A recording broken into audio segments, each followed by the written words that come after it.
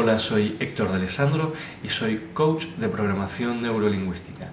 Y en este vídeo quiero comunicarte que el día 11 y 12 de enero de 2014 hago un curso de comunicación poderosa en el sentido de eficaz.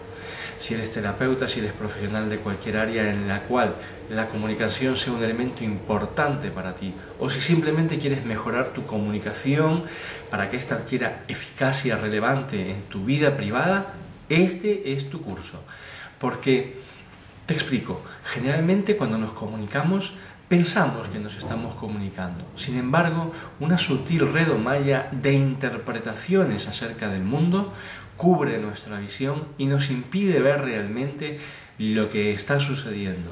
Es más, cuando creemos oír las respuestas de los otros, solamente estamos oyendo un eco de las interpretaciones que nosotros hemos lanzado hacia el mundo y que vuelven de retorno a nuestro oído como un eco.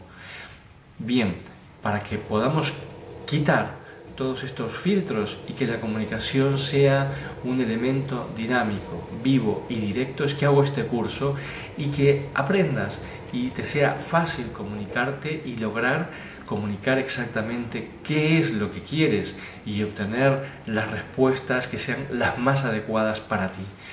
Este es el curso de herramientas de comunicación para facilitadores, coach y para terapeutas, con herramientas de programación neurolingüística, de coaching estratégico y de otros sistemas que yo conozco y he profundizado en ellos y ahora los he juntado para transmitírtelos.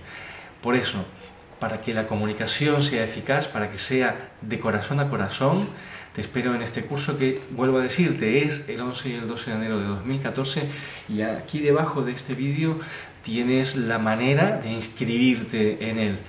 Te espero. Muchas gracias.